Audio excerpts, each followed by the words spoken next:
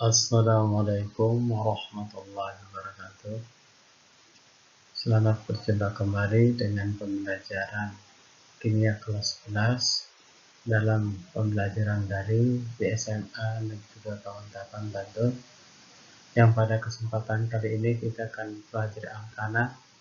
Setelah sebelumnya di pertemuan minggu yang lalu kita sudah mempelajari tentang hidrokarbon, kekhasan atom karbon, dan sedikit pengantar tentang alkana.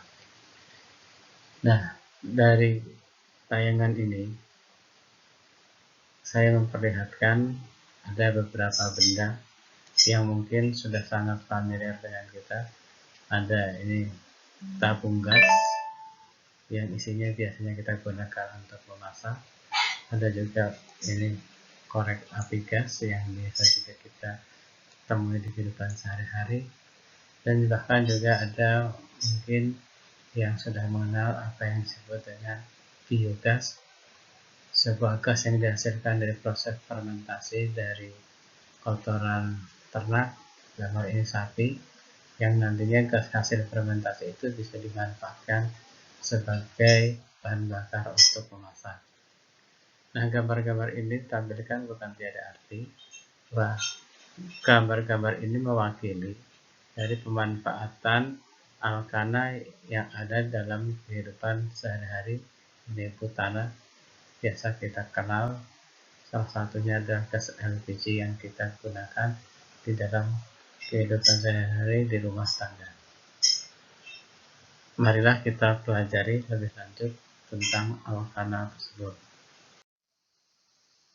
Seperti yang dipelajari minggu yang lalu, alkana merupakan senyawa hidrokarbon yang ikatan rantai karbonnya tunggal dan mempunyai rumus umum CnH2n+2. 10 anggota pertama di alkana ini bisa dilihat di tabel, dan kalian kemarin sudah saya minta untuk mempelajarinya dan menghafalkannya agar kita mudah untuk mengaplikasikannya pada beberapa turunan alkana di pelajaran yang akan datang. Metana CH4, rumus strukturnya seperti ini. Etana C2H6, CH3, propana C3H8, ini rumus strukturnya CH3, CH2, CH3, butana C4H10, CH3, CH2, CH2, CH3, dan seterusnya sampai dengan 10 anggota terakhir adalah dekana C10H22 dengan rumus struktur seperti ini. Nah, maka ini menjadi dasar kita untuk mempelajari tata nama hidrokarbon selanjutnya. Nah, alkana itu ada yang lantainya lurus tidak bercabang, dan ada juga yang bercabang. Untuk yang tidak bercabang sudah kita pelajari minggu yang lalu. Maka kali ini kita akan mempelajari tata nama alkana bercabang menurut IUPAC. IUPAC adalah organisasi yang mengurusi tata nama kimia. Aturannya adalah seperti ini. Yang pertama, jika rantai itu bercabang, maka kita harus menentukan rantai utama atau rantai induk. Rantai induk atau rantai utama itu diambil ada rantai karbon yang paling panjang, yang paling mempunyai atom C yang terbanyak. Yang kedua, cabangnya itu merupakan alkil. Di minggu yang lalu kita sudah mengenal beberapa nama alkil. Jadi cabang itu merupakan alkil yang rumus umumnya CnH2n+1. Jadi alkil adalah alkana yang salah satu atom hanya hilang, sehingga memiliki rumus umum CnH2n+1. Nama alkil itu sama dengan nama alkana, yang jumlah atomnya C-nya sama, hanya akhiran ana diganti akhiran il, seperti yang minggu lalu kita pelajari. Metana, maka ananya hilang menjadi metil, etana ananya hilang menjadi etil, dan seterusnya. Kemudian jika hanya ada satu cabang, maka rantai diberi nomor sekecil mungkin. Jika hanya ada satu cabang, maka cabang itu harus mendapatkan nomor sekecil mungkin. Untuk lebih jelasnya, mari kita lihat contoh berikut ini. Nah, ini sebuah contoh bahwa alkana bercabang seperti ini, di mana rantai utamanya yang ini, yang diberi garis merah ini, ada 1, 2, 3, 4, 5, dan 6. Kemudian cabangnya yang ini yang diberikan lingkaran biru. Nah, karena ini ada rantai utama dan ini cabang, maka cabang itu letaknya pada rantai utama harus dijelaskan pada posisi nomor berapa. Nah, penomoran itu bukan dari kiri atau dari kanan, jadi sekali lagi bukan dari kiri atau dari kanan, tetapi yang menjadi baku adalah cabang ini harus diberi nomor sehingga mendapatkan nomor yang serendah mungkin. Nah, kalau kita beri nomor itu dari sebelah kiri, maka ini nomor 1, 2, 3, 4, maka cabang itu terletak di nomor 4. Sementara kalau kita beri nomor dari sebelah kanan, maka nomornya ini 1, 2, 3, 4, 5, dan 6. Maka cabang ini mendapatkan nomor 3.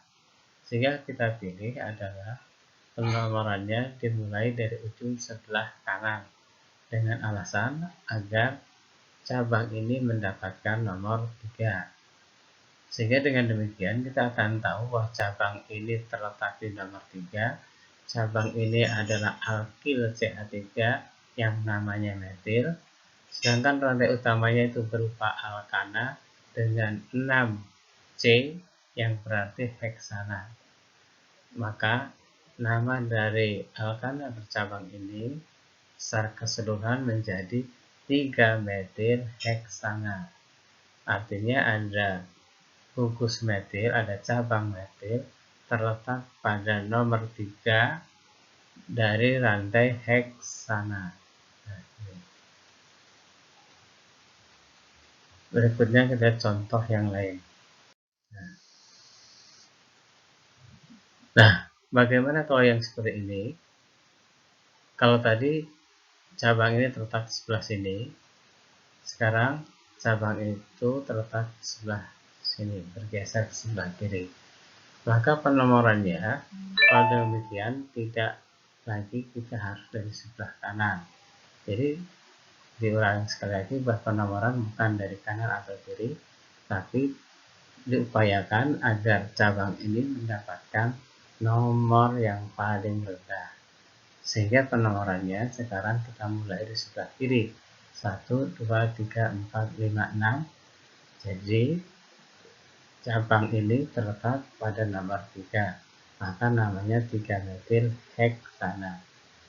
Dengan demikian dari dua contoh tadi, kita bisa lihat bahwa struktur yang sebelah kiri ini dengan struktur yang sebelah kanan di sini itu memiliki nama yang sama, yaitu 3-metil heksana.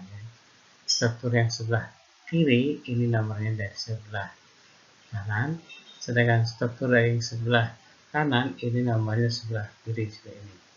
Jadi sekali lagi, dua struktur ini adalah identik, sama-sama memiliki nama 3-metil heksana.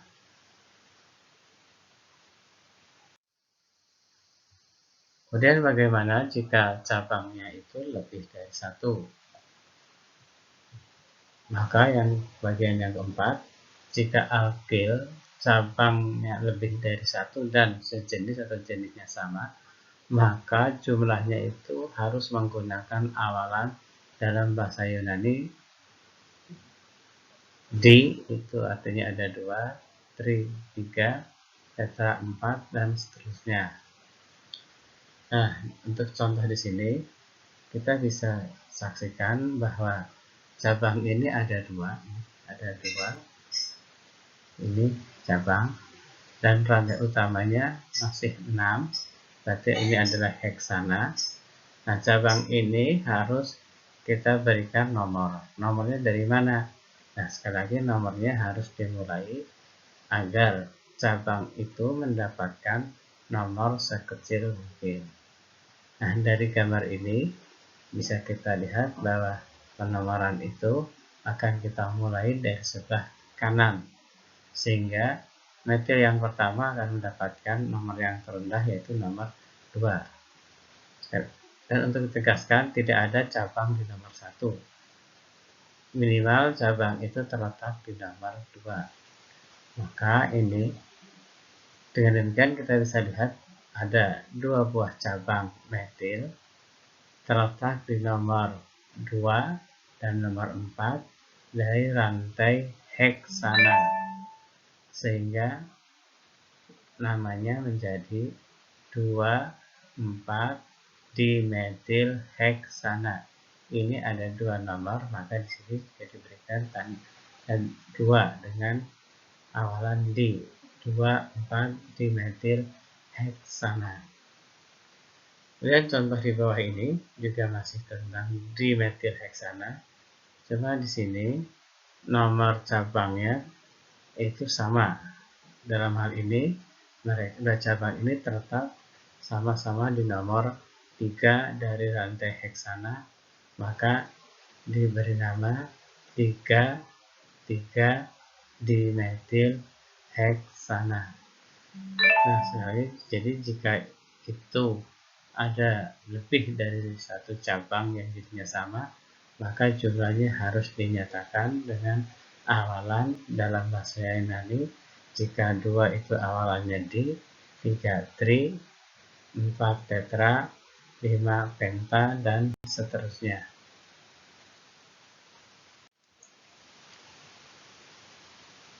Yang selanjutnya, nah, yang bagian kelima, jika cabang lebih dari 1 dan berbeda jenis, maka diurutkan sesuai alfabet dari nama-nama cabang. Jika bagian yang keempat tadi itu cabangnya sama, maka bagian kelima ini jika cabangnya itu lebih dari 1 dan berbeda. Perhatikan contoh berikut. Ini ada rantai heksana memiliki 2 cabang. Satu adalah CH3 atau metil, yang kedua adalah CH2CH3, berarti C-nya ada 2 dan H-nya ada 5. Ini adalah etil. Maka cabangnya ada metil dan ada etil. Nah, untuk menentukan nomor, maka diupayakan agar nomor itu ditempatkan pada cabang sehingga mendapatkan nomor yang sekecil mungkin. Dalam hal ini kita bisa mendapatkan di sini ada 1, 2, 3, nanti metil mendapat nomor 3 dan etil mendapat nomor 4. Tapi akan lebih baik jika kita mendapatkan etil juga mendapatkan nomor yang kecil. Sehingga kita mulai dari yang sebelah kanan, 1, 2, 3. Nah, penamaannya karena ada metil dan etil, maka diurut sesuai abjad awal dari nama-nama cabang. Metil dan etil ini huruf awalnya M, dan etil huruf awalnya adalah E, maka E lebih dulu kita tuliskan dibandingkan dengan M. Maka namanya kita tuliskan sebagai 3 etil, 4 metil heksana. Ini artinya diurutkan sesuai dengan urutan abjad dari cabang. Dan contoh di bawah ini itu untuk meringkas dari CH2CH3 ini kita ringkas menjadi C2H5, sehingga namanya masih sama. Ini adalah 3 etil, 4 metil heksana.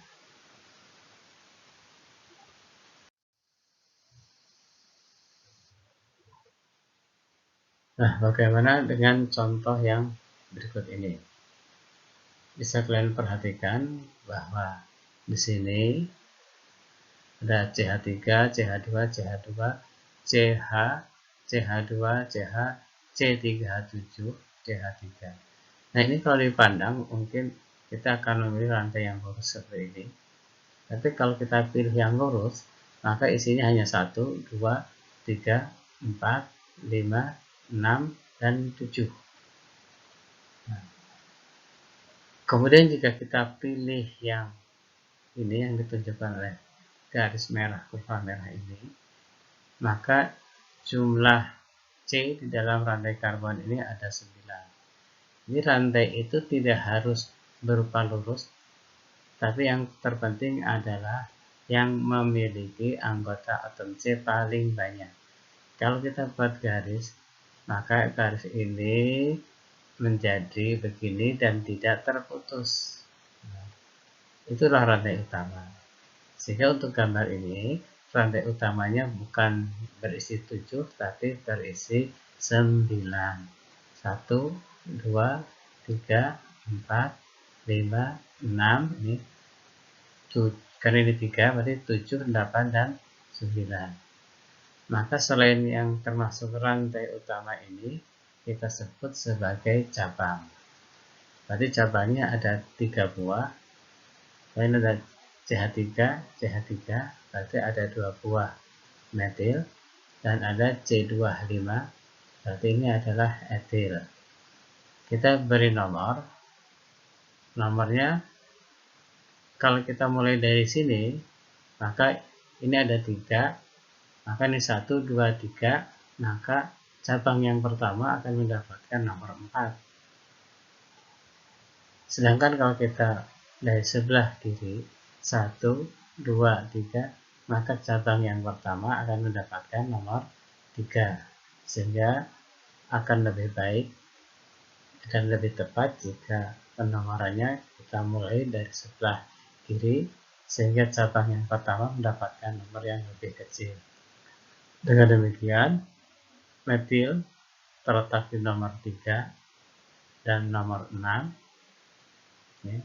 Sedangkan etil terletak di nomor 4. Sehingga namanya kita tuliskan, ada etil dan metil, kita tuliskan 4 etil, kemudian diikuti metilnya ada 2, 3, 6, dimetil nonana. Lagi namanya menjadi 4 etil, 3, 6, dimetil nonana. Nah, berikut adalah contoh yang lebih kompleks lagi. Nah, ini sama dengan yang kita bahas di bagian sebelumnya.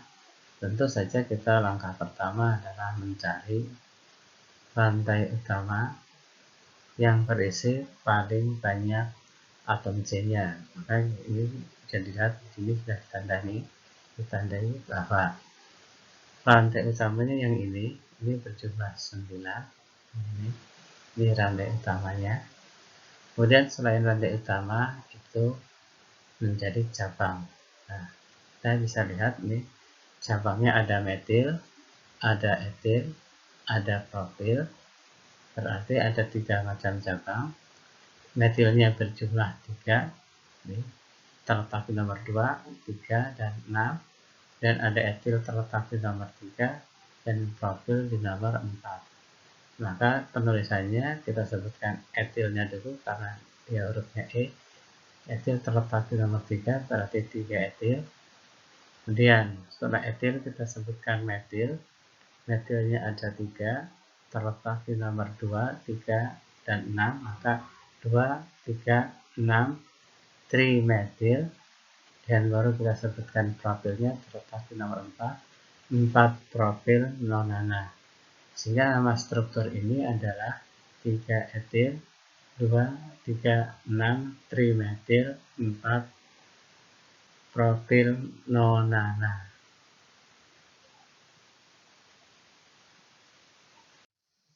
Nah, itu bagian tadi kita mempelajari nama-nama alkana bercabang.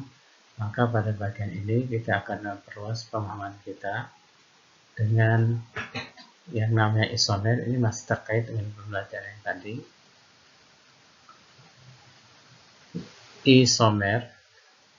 Isomer adalah dua senyawa atau lebih yang mempunyai rumus kimia yang sama tetapi mempunyai rumus struktur yang berbeda. Ketika di kelas 10, kalian sudah mempelajari ada yang namanya isotop, yaitu zat-zat yang memiliki nomor atom sama tetapi nomor masanya berbeda. Maka isomer itu ya mirip-mirip dengan isotop, cuma di sini yang kita bicarakan adalah strukturnya. Ini rumus kimianya sama, tapi strukturnya berbeda. Secara garis besar, isomer dibagi menjadi dua bagian, yaitu isomer struktur dan isomer geometri. Nah, lebih detailnya nanti kita dipelajari beberapa dipelajari di kelas 12. Mari kita lihat bagian isomer untuk alkana. Isomer pada alkana itu ada dua macam, yaitu isomer rangka dan isomer posisi. Isomer rangka atau rantai adalah senyawa yang mempunyai rumus molekul sama tetapi kerangkanya berbeda. Rumus molekulnya sama tetapi kerangkanya berbeda. Sementara isomer posisi adalah senyawa yang memiliki rumus molekul sama tetapi posisi gugus fungsinya atau cabangnya berbeda. Untuk lebih jelasnya, mari kita simak contoh-contoh untuk isomer dari C7H16. Dicarilah semua isomer dari alkana dengan rumus C7H16. Jadi kita akan mencari senyawa yang mungkin, struktur senyawa yang mungkin dari senyawa yang memiliki rumus C7H16. Nah, ini sebagai contoh. Yang paling mudah adalah C7H16 itu adalah rantainya lurus, ini adalah C7. Rantainya ini tidak bercabang. Maka struktur yang pertama ini kita beri nama dengan N-heptana atau normal heptana. Kemudian isomer yang pertama dari heptana itu kita bisa buat dengan cara mengurangi satu atom CH3-nya. Lihat CH3-nya yang tadinya di sini ada 6, ada 7, ini menjadi 6 dan 1 itu kita letakkan sebagai cabang. Maka untuk yang pertama, cabang yang pertama ini kita sesuai dengan yang sudah kita pelajari itu akan mempunyai nama 2-metil-heksana. Maka bisa diperhatikan struktur nomor 1 dan nomor 2 itu sama-sama memiliki rumus molekul sama. C-nya sama-sama ada 7, H-nya ada 16, akan tetapi kerangkanya beda. Yang pertama sebagai heptana, yang kedua sebagai 2-metil-heksana. Sehingga struktur nomor 1 dan 2 itu berisomer rangka. Jadi struktur 1 dan 2 itu berisomer sebagai isomer rangka atau isomer rantai. Dan perhatikan contoh yang struktur yang ketiga. Ini sama-sama metil-heksana, cuma berbeda pada posisi cabangnya. Pada struktur nomor 2, cabang ini terletak di nomor 2, sedangkan pada nomor 3, metilnya terletak di nomor 3. Tetapi sama-sama metil-heksana, ini juga metil-heksana. Struktur nomor 2 adalah 2-metil-heksana, struktur nomor 3 adalah 3-metil-heksana. Maka struktur 2 dan 3 itu merupakan isomer posisi. Perhatikan, hanya posisi dari cabangnya yang berbeda nih, seperti ini. Masih isomer dari C7H16 ini. Kalau tadi kita memotong satu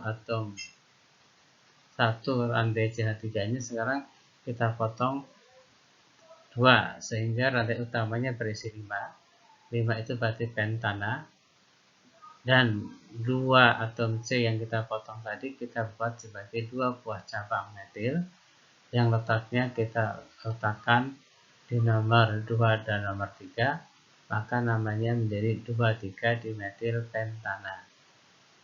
Struktur yang lain yang kelima, kalau cabang yang di nomor 3 ini kita tarik ke nomor 4, maka kita punya 24 dimetil pentana.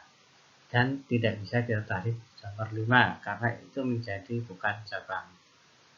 Jadi cabang itu terletak minimal adalah 1 atom C dari ujung. Kemudian kalau tadi letak cabangnya itu kita pisahkan, sekarang cabang ini kita letakkan pada posisi yang sama seperti ini, sehingga kita akan mendapatkan ini posisinya kita letakkan di sini. 2 cabang ini kita letakkan di nomor yang sama pada nomor 2, sehingga namanya menjadi 2 dimetil pentana. Dan kita geser lagi kedua cabang ini ke sebelah kanan ke nomor 3, maka akan didapatkan 3 dimetil pentana. Dan tidak bisa digeser ke sebelah kanan lagi karena akan menjadi kembali ke 2 dimetil pentana karena nomornya akan dimulai dari sebelah kanan. Kalau ini kita geser ke sebelah kanan, jadi selesai pada 3 dimetil pentana. Kemudian struktur yang terakhir adalah ketika 2 atom C dari yang tadi terpisah ini kita jadikan satu menjadi CH2CH3, maka ini menjadi etil dan rantai utamanya tetap sama 5, maka ini kita punya 3 etil pentana. Dan etil itu tidak bisa kita letakkan di nomor 2 ataupun di sini karena nanti akan menjadi rantai utamanya adalah yang di sini. Jadi untuk kalau kita meletakkan etil maka minimal harus terletak di nomor 3, jangan di nomor 2. Kalau etil di nomor 2 nanti namanya bukan cabang, tapi akan menjadi rantai utama. Jadi untuk etil itu minimal terletak di C nomor 3. Nah, itu tadi materi tentang isomer. Jadi isomer untuk alkana itu meliputi isomer rangka dan isomer posisi yang tentunya termasuk isomer struktur. Nah, nanti kalian tinggal memperdalam di soal-soal latihan yang akan diberikan. Nah, sebagai ringkasan dari yang kita pelajari tadi, bahwa untuk C7H16, maaf ini salah tulis, ini harusnya C7H16, ini pun C7H16, maka yang tergolong ke dalam isomer rangka adalah normal heptana, 23 dimetil pentana, 2 metil heksana, dan 3 etil pentana. Nah, ini heptana, pentana, heksana. Nah, ini yang kita pelajari tadi. Kemudian untuk isomer posisi yang ini sudah kita ringkaskan tadi. Nah, ini ringkasan yang tadi kita pelajari.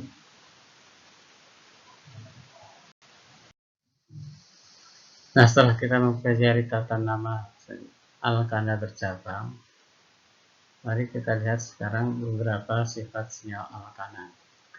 Alkana itu wujudnya tergantung pada berapa panjang atom C-nya. Maka Ada yang berwujud gas, ada berwujud cair, ada yang berwujud padat. Jika alkana yang memiliki atom karbon C1 sampai C4, maka wujudnya gas, sedangkan C5 sampai dengan C17 itu wujudnya cair, dan di atas itu akan berwujud padat. Semakin bertambah jumlah atom C-nya, maka akan bertambah juga titik didihnya, ada titik didihnya yang diakibatkan oleh MR yang juga ikut bertambah. Dan alkana yang memiliki rantai lurus itu memiliki titik didih yang lebih tinggi dibandingkan alkana yang memiliki cabang untuk jumlah atom C yang sama. Untuk itu ya, silakan disimak tabel berikut. Nah, ini tabel titik didih, titik leleh, dan wujud gas alkana pada suhu kamar. Yang pertama adalah metana, MR-nya 16. Kita bisa lihat dia sudah mendidih pada minus 163,9 derajat Celcius, berarti pada suhu kamar wujudnya gas. Sementara butana yang MR-nya 58, ruhnya C4H10, itu sudah mendidih pada suhu minus 0,4 derajat Celcius, sehingga pada suhu kamar itu akan berwujud gas.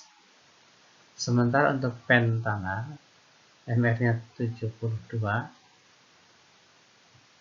memiliki titik didih 36,2 derajat Celcius, sehingga pada suhu kamar akan berwujud cair. Nah, bisa dilihat di sini bahwa semakin besar MR-nya, maka bisa kita lihat di sini titik didihnya juga semakin naik. Nah, ini yang C20 itu dia mendidih pada suhu 343,9 derajat, berarti pada suhu kamar akan berwujud padat. Sehingga alkana itu ada yang berwujud cair, kalau C-nya antara 1 sampai dengan 4, sini wujudnya gas. Ada juga yang berwujud cair, bisa dilihat di sini, dari C5 sampai dengan C11 ini wujudnya cair, dan ada yang berwujud padat. Nah, kemudian adanya cabang itu akan menurunkan titik didih. Nah, kita bisa lihat di sini. Untuk senyawa yang memiliki C5H12, maka kemungkinan strukturnya bisa sebagai senyawa pentana, normal pentana yang berrantai lurus, bisa merupakan alkana bercabang dengan satu cabang, ini adalah 2-metil butana, atau bisa juga sebagai propana yang memiliki 2 cabang, 2-dimetil propana.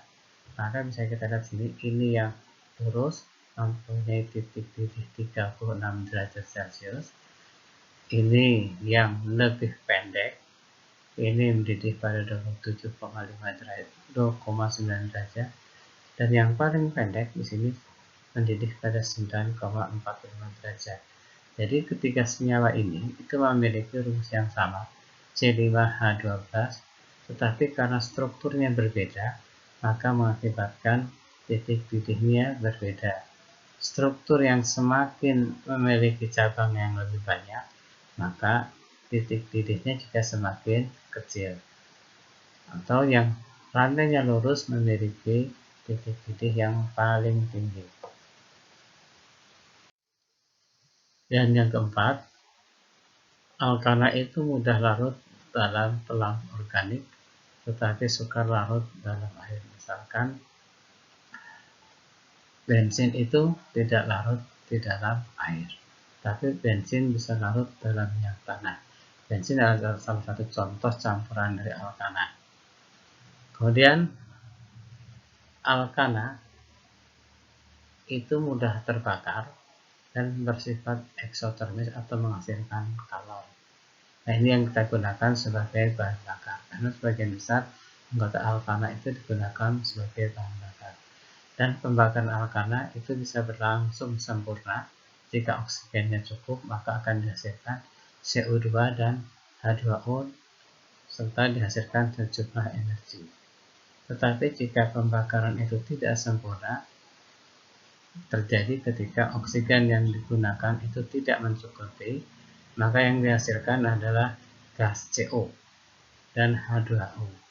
CO2 adalah gas yang tidak berbahaya, tapi gas CO adalah gas yang sangat beracun. Ini adalah gas karbon monoksida yang dihasilkan dari pembakaran tidak sempurna dari bahan bakar, dan ini akan mengakibatkan seseorang yang menghirup CO itu akan kehilangan kemampuan hemoglobin untuk mengikat oksigen, sehingga dia akan bisa mengakibatkan fatal kematian karena hemoglobinnya mengikat CO bukan mengikat O2.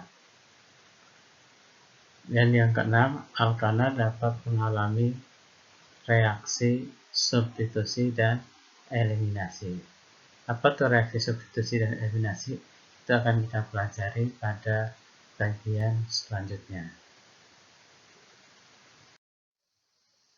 Demikian pembelajaran kita kali ini tentang alkana, tata nama alkana, bercabang, isomer, dan beberapa sifat senyawa alkana. Saya berharap kalian bisa mempelajarinya dengan baik. Selain dari video ini, kalian juga bisa mempelajari di bahan ajar yang lain, dari buku paket ataupun dari materi yang saya sertakan di dalam pembelajaran kita melalui LMS kita. Untuk itu jangan lupa untuk tetap giat belajar dan menjaga kesehatan. Demikian, assalamualaikum warahmatullahi wabarakatuh.